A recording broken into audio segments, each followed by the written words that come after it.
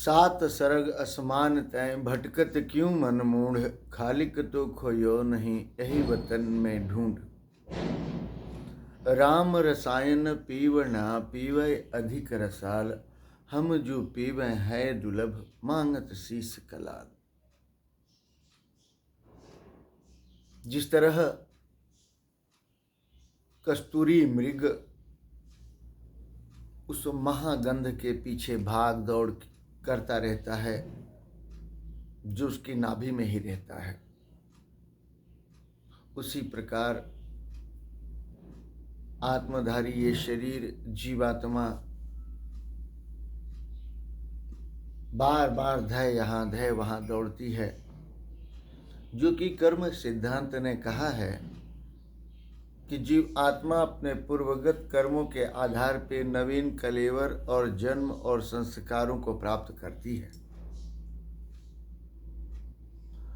जहाँ जिस चीज को उसे दिया गया है उसको परिशोधित करना ही और उसे ही उच्चता की ओर ले जाना ही उसका प्रमुख कर्म है। उसी से उस जीव आत्मा की पूर्णता प्राप्त होती है।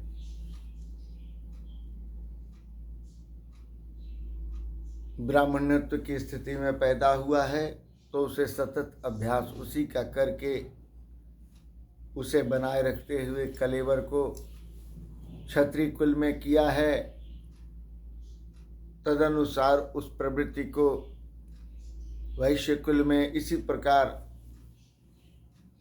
उस कलेवर की महत्ता गुरु के द्वारा ही जीव समझता है। फिर कहता है कि राम तो सारे तत्व जीव के स्वतः के शरीर में है, तभी तो हमारे सनातन धर्म में देखो भगवान के गले का सर्प भी, श्री नारायण के आसन शेषनाग भी, श्री गणेश का वाहन चूहा भी, माता की शक्ति सिंह भी, समस्त को हम दैवी ही मानते हैं। इसी प्रकार हमारे कलेवर सिद्धांत को सिद्ध कराने वाला गुरु मिल जाए और उपयुक्त मार्ग पर हम चल पड़े तो और हमसे जुड़ी आत्माओं की तृप्ति और परिमार्जन तभी संभव होता है। जिस तरह रेल के आगे का इंजन गड़बड़ाया और खाई में गिरने की कोशिश किया तो धीरे धीरे बहुत से को डुबोता, उसी प्रकार अपरिमार्जित आत्मा ने नारी का शरीर धारण कर कुलसित कर्म कर दिया। अगर उसका प्रभाव जिस घर जिस वंश में स्थित रहती है कम से कम 7 पीढ़ी तक 6 पीढ़ी तक असर डालता। इसी प्रकार पुरुष के दूषित होने से 3 पीढ़ियों तक उसका प्रभाव बना रहता है। सनातन धर्म में साधु त्याग समर्पण की विधा बताई गई है अपने दोषों के निवृत्ति के लिए। क्षमा की प्रवृत्तियां सिखाई गई हैं अपने और अपनों को दोष मुक्त करने के लिए। सो प्रथम योग्य गुरु के मिल जाना ही हमारे जीवन की श्रेष्ठता होती है और गुरु के मार्ग पे चल के दक्ष हो जाना हमारी संस्कारित श्रेष्ठता होती है। और चलते हुए अपने कुल वंश का नाम रोशन कर देना अपनी आत्मिक चेतनता सिद्धस्थता होती है। हमें जैसा लोक, जैसी प्रवृत्ति, जैसा संगठन, जैसी वाणी, जैसी आवृत्ति, जैसी प्रकृति मिल जाती है वो हमें प्रभावी कर लेती है अपने में, हम कितना भी बचें। गुरु ही इस महासागर से पार लगाते हैं अपनी नैया पे बैठा कर, बशर्ते हम में वो श्रद्धा समर्पण आ पावे। क्योंकि गुरु बिना और गुरुता को धारण करने की क्षमता के बिना गुरु की प्राप्ति भी संभव नहीं होती।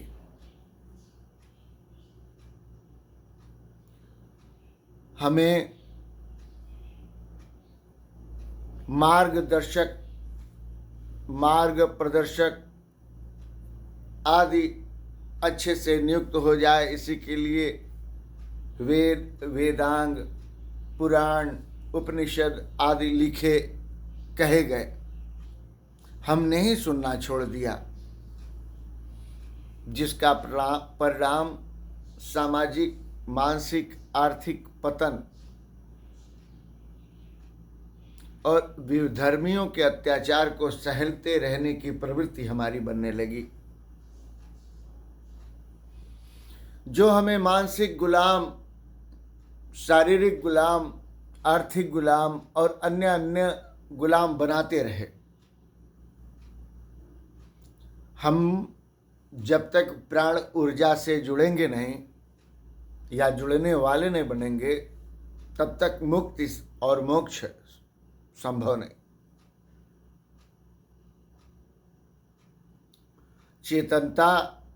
चैतन्यता बहुत जरूरी है। हम सबको अपनी चेतना का विस्तार करना ही होगा,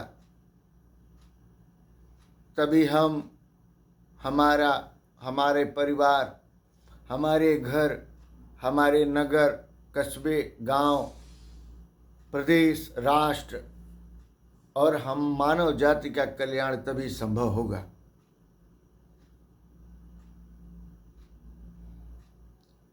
हमें फिर से ऋषि मुनियों की ज्ञान विधा को, हमें फिर से अपनी अन्वेषक प्रवृत्ति को और अनुसंधानिक वृत्तियों को धारण करना ही होगा, मानवता के उद्धार के लिए, समस्त प्रकृति के कल्याण के लिए। क्योंकि सर्वनाश के उपाय तो विज्ञान ने और धर्महीन विज्ञान ने धारण कर ही लिए हैं। अब इन भयानकताओं से निपटने की शक्ति इस चेतनता से ही मिलेगी। चेतनता ही आत्म जागरण कर उनके आत्माओं को ऊर्जा का रूप बदलने की ताकत प्रदान करेगी। आज के युग में जैसे ट्रांसफॉर्मेशन है, संत महात्मा ऋषि मुनि सिद्धिजन करते हैं, अपने शरीर को, चोले को बदल लेते हैं, पशु पक्षी बन जाते हैं, कुछ भी बन जाते हैं। उनकी जितनी प्रवृत्तियां तुल्यपाजनक शक्तियां होती हैं, उतना अपने अंदर ट्रांसफॉर्मेशन करना वो जानते हैं।